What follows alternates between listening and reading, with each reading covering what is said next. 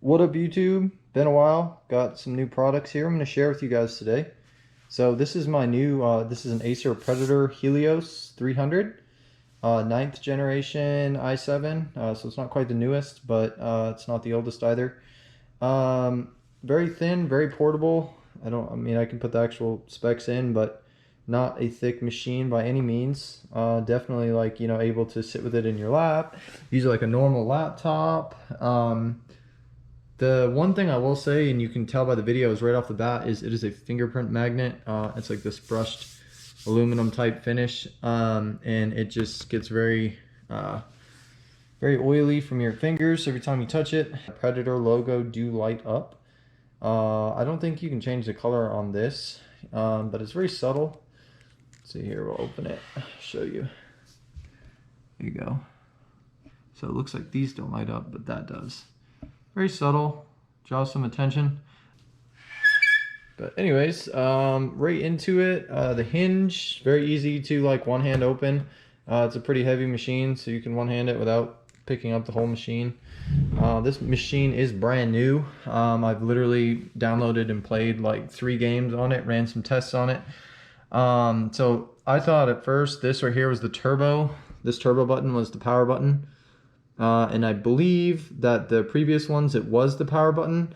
So some of the reviews I watched, when I first got it, I'm hitting this button, it's not doing anything. Now the power button is over here. And then it comes into life. So right off the bat, mine is the Rgb keyboard version. I've seen some of the Amazon ones are just blue. I don't really care. I don't think the keyboard lighting is that great.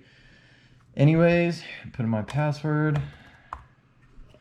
I don't think the lighting on it is that great to begin with. It's more like a 4-zone LED, whereas like the MSI ones are like per key. So I mean, it's nice that it does do different colors, but it's not, it's not anything like the Alienware or the MSI GS65, GS75, and I had the GP65 that I did a review on, a comparison on. But like I said, it's better than just stuck being blue or red or, something like that. So the specs are on it.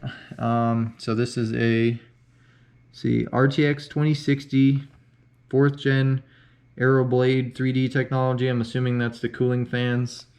Has a 144 hertz, 3 millisecond refresh rate. So it does have a lot of really good expansion. It has 2 SSD M.2 slots and then a regular like 2.5-inch drive slot for hard drive, or another 2.5 SSD, Wi-Fi and HDMI 2.0 port, which is nice. I added this. I use a Razer keyboard with my laptop, but it has the RTX and then 9th gen i7. So the specs on this machine are, it has the 9750H, which is a 6-core 12-thread i7. It's very fast. Pretty much most of the laptops, except for the GP65, which had a 10th gen, it was like a 10750H or something. They've all pretty much used this chip, and I've had no issues with it at all. It does get hot, and but other than that, it's no bottleneck. For the RTX, 16 gigs of RAM. And then this has a single 512 gig NVMe SSD in it. So I'm using a terabyte external right now to keep all my games, so I can go back and forth between other laptops I've been going through. So far, my favorite has been a Lenovo Legion Y740, and it was just because it was a 17-inch. This is a 15.6-inch, and I really think that going from 15 to the 17.3 is a huge difference. But anyways, back to this machine. The screen is awesome. It's probably one of the best laptop screens I've ever used. The best so far has been the Alienware M15R2, but this is definitely up there. So they have this Predator Sense, which is like their like overclocking app. So it'll tell you like my CPU is idling at 52 degrees, my GPU is not under any load, and My system, which I'm assuming is like a sensor like on the motherboard, is at 28. You can overclock the GPU, which is pretty cool. This is the lighting. So you can do like breathing. It's just doing it slow. There it goes. You can do wave, just kind of like the rainbow, and you can slow it down. There we go. And you can also change the direction, so I can have it go that way now. Zoom. Shifting, which is like, just it'll do different colors from side to side. And you can choose what colors, and then neon, which it kind of cycles back and forth on like some neon colors. Or you can just leave it at static. So I have it as like this blue and purple.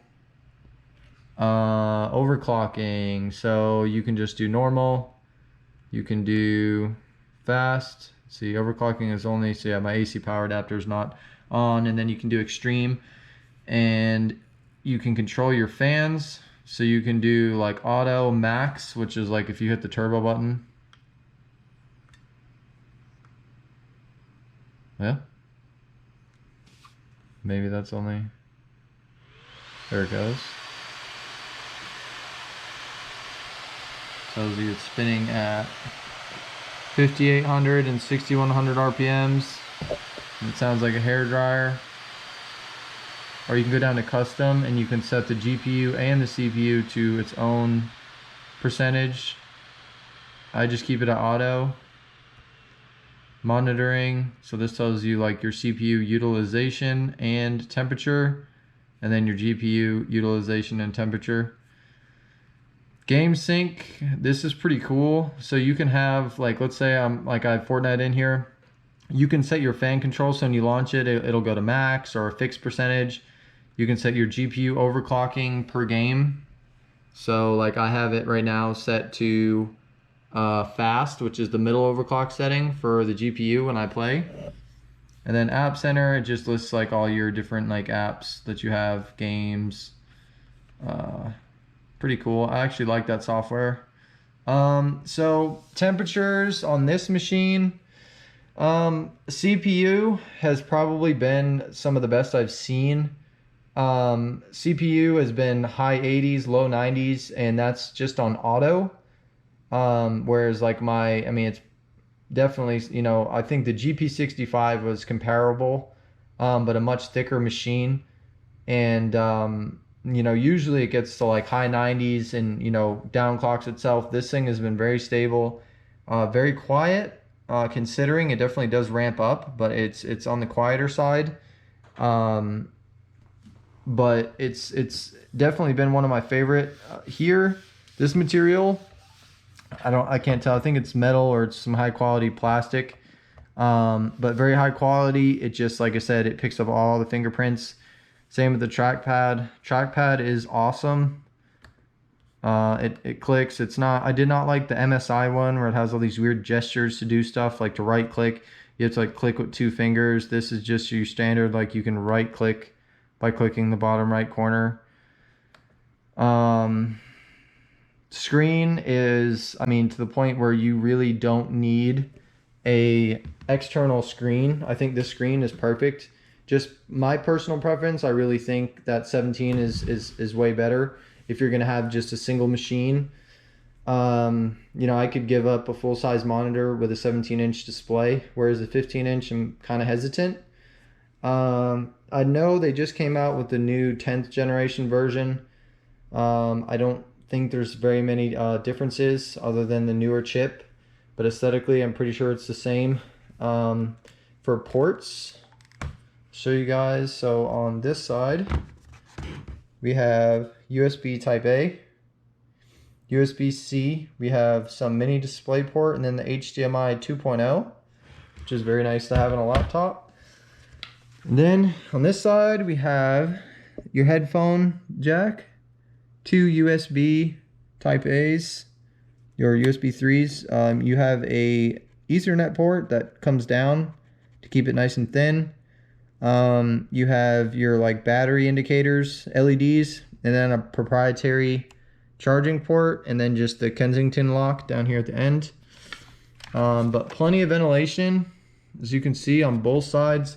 Some people have complained that when you have it plugged in, it kind of blocks this. It doesn't really seem to do much. I mean, like I said, the machine runs pretty cool to begin with. Then same deal on this side. We have plenty of cooling. And then the whole bottom here is all this plastic vent. So airflow is awesome. And especially when you use it with like one of the cooling pads like I do, definitely keeps the fans from ramping up too high. It helps keep it cooler. When I use a fan, I'm sorry, one of the cooling pads, it seems to drop my temps about 5 degrees overall, which for me is worth it. I also like that it kind of raises it up and puts it at a better angle for me. But if not, I can use it on a flat surface like this. And, you know, I've used it just sitting on my lap. It doesn't get very hot in my lap. Anything like that. Like, you can really use this as like a regular home laptop, and you know, it has, you know, a 6-core 12-thread i7, you know, a full-blown desktop RTX 2060 with 6 gigs of RAM and ray tracing. I mean, it's really a desktop replacement, I think. But anyways, like I said, if you guys have any more questions about this machine, just drop them in the comments. With everything going on, I've had plenty of time to be focusing on my YouTube stuff and answer any of y'all's comments. So if you have any questions, just let me know. I'll try to get some videos of it gaming and try to get some temps in. But like I said, on the GPU, I'm seeing low to mid 70s during full load. And CPU with no modification, just out of the box, it's running anywhere from the high 80s to like 90, 91 on the stock fan curve. And I'm sure if I turn the, you know, turbo up, it would get even cooler than that. So it just, you'd have to be wearing headphones and not talking to anybody, because people would be complaining about the noise. And if you didn't have headphones on or something to block out the noise, I'm sure it'd drive you crazy. It's like sitting next to a hairdryer. So anyways, guys, like I said, if you're contemplating one, very affordable. I think I picked this up as an open box for around $1,000. Retail, I think they're around 1,500. But you can definitely find really good deals on these. And so far, it's probably been one of the more budget-oriented machines I bought, and one of the most impressive ones I've used. You know, the Alienware was substantially more expensive. I think this is a much better unit. And like I said, if you're definitely, you know, contemplating one of these, I don't think you'd be very disappointed in it. So there's the Acer Predator Helios 300.